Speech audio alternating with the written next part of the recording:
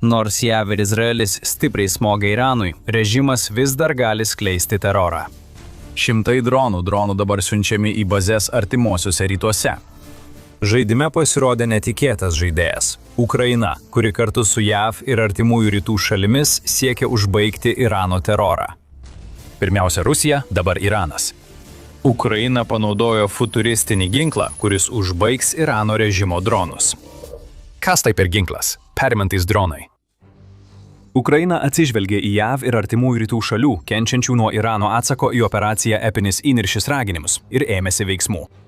Ukrainos perimantys dronai siunčiami į Persijos įlankos regioną ir jie naudojami sustabdyti Shahid dronus, kuriuos Iranas leidžia prieš daugelį savo priešų.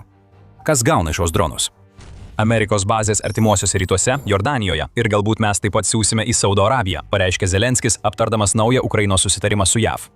Tai didelis Ukrainos pasiekimas, galintis stipriai paveikti šalį, toliau kovojančią prieš žiaurę Putino invaziją į jos teritoriją.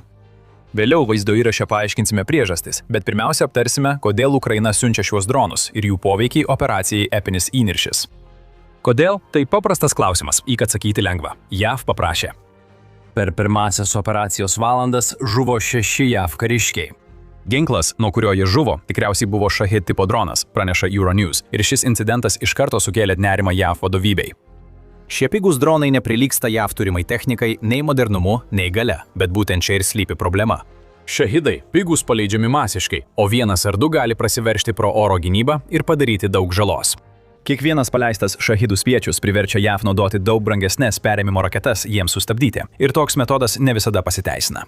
Zelenskis pabrėžė, kad JAV per pirmąsias 3 Epinio įniršio operacijos dienas sunaudojo 800 Patriot raketų. Tai per didelę kainą, jei JAV ketina ilgai kovoti su Iranu. Kaip paaiškino Zelenskis, pateiktas prašymas.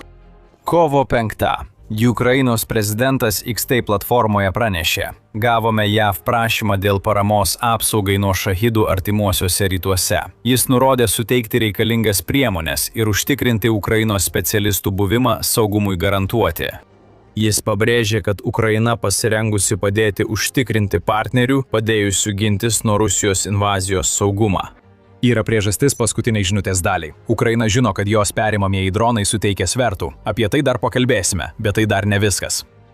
Ukrainai JAV bazės artimuosiuose rytuose siunčia ne tik dronus, bet ir dalijasi patirtimi, nes be jos ginklas nebus toks efektyvus, kaip tikisi JAV ir sąjungininkai.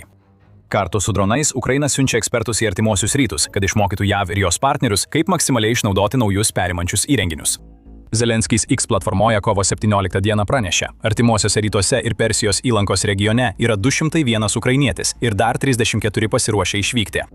Tie ekspertai jau yra Katare, Saudo Arabijoje ir Jungtiniuose Arabų Emyratuose, pridūrė Zelenskis. Ir šiuo metu rengiami susitarimai su kitomis šalimis, be dronų sandorių, kuriuos pasak Zelenskio Ukraina turi su JAV. Ukrainos patirtis dabar labai paklausi. Kiekvienas stebintis karą Ukrainoje žino kodėl. Iranas į JAV bazes leidžia tuos pačius Shahid dronus, kuriuos beveik nuo karo Ukrainoje pradžios tiekia Rusijai. Iranas pradėjo tiekti šios dronus netrukus po Putino invazijos, pažymi Le Monde.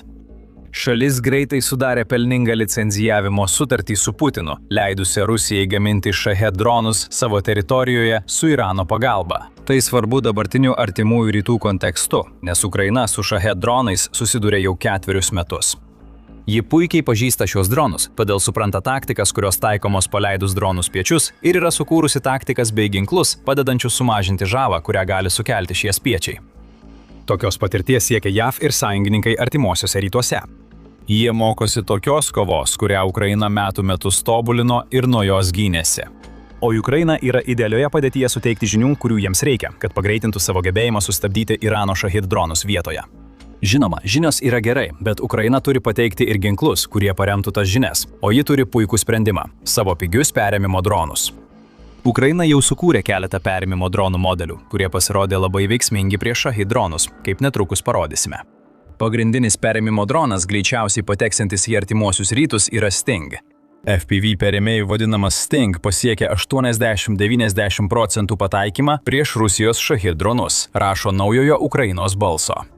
Ukraina 2025 metus pradėjo naudoti šį droną, nes jo savybės leidžia efektyviai priešintis Irano Shahid dronams. Sting gali skristi iki 315 km kelionė, 195,7 mylios per valandą. Todėl yra pakankamai greitas skrydžio metu keisti poziciją, perimdamas Shahid dronus užprogramuotus smūgiuoti į taikinius. Sting yra trumpo nuotolio sprendimas. Jo veikimo nuotolis 37 km arba beveik 23 mylios, o maksimalus aukštis 7 km arba 4,3 mylios. Svarbiausia, jis gali gabenti 500 G arba šiek tiek daugiau nei 1 svarą sveriantį krovinį, taip sumažindamas perėmėjo gamybos kaštus.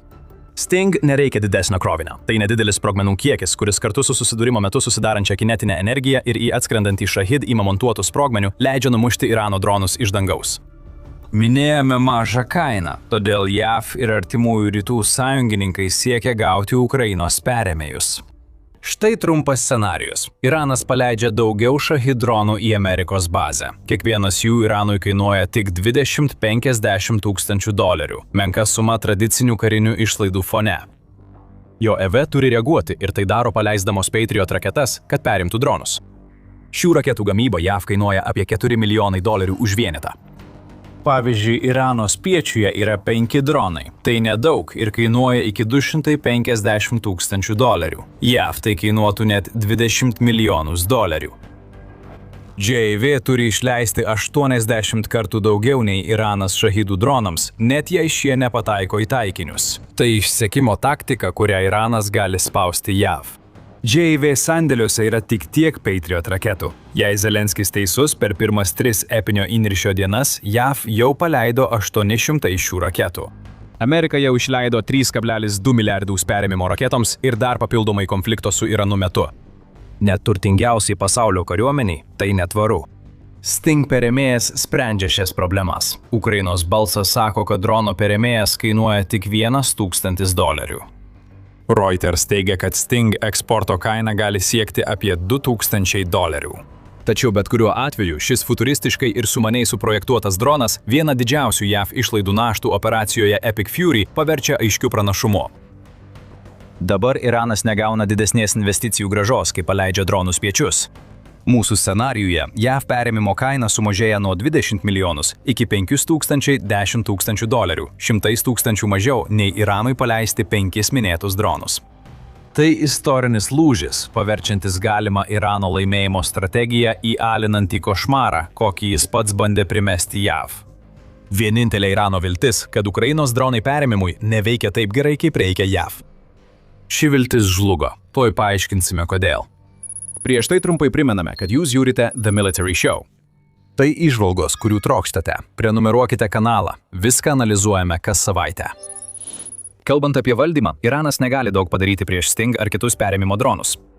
Sting valdomas VR akiniais, leidžiančiais operatoriui realiu laiku atpažinti ir sekti taikinius.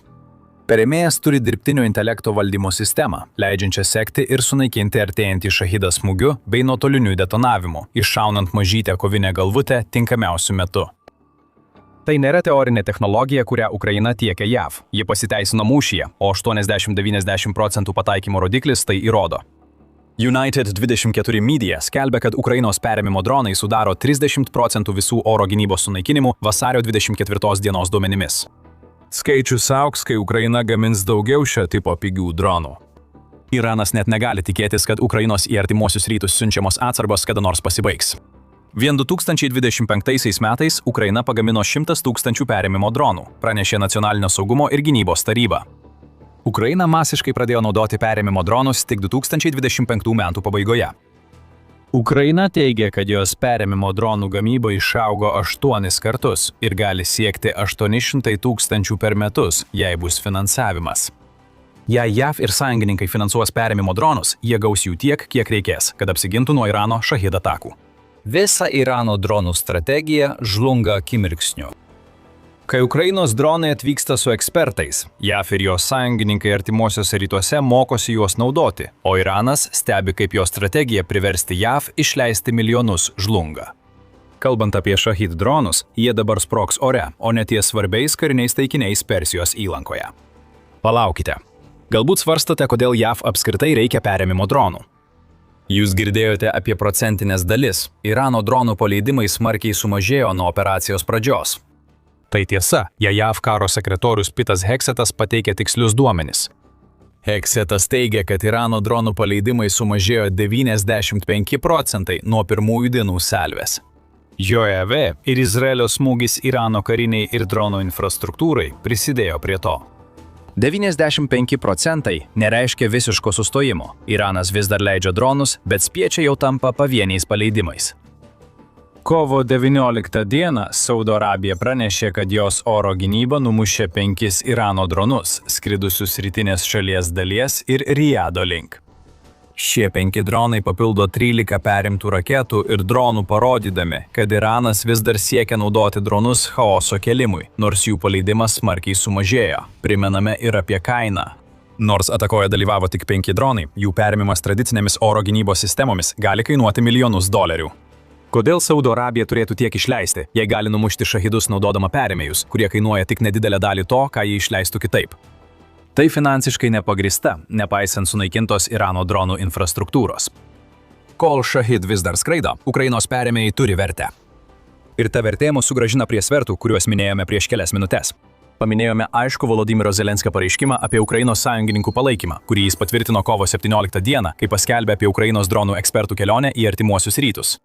Galime pasiūlyti tokius susitarimus visiems patikimiems partneriams, nuo dronų bendradarbiavimo iki gynybos alijansų.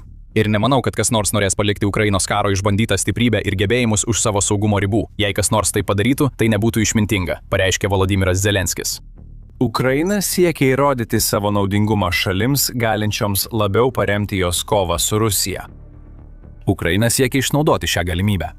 Pasak kovo 18 dieną Business Insider pranešimo, Ukraina jau pranešė JAV ir savo partneriams artimuosiuose rytuose, kad gali tiekti iki 1000 perėmimo dronų per dieną, kad padėtų jiems apsiginti nuo Irano šahidų.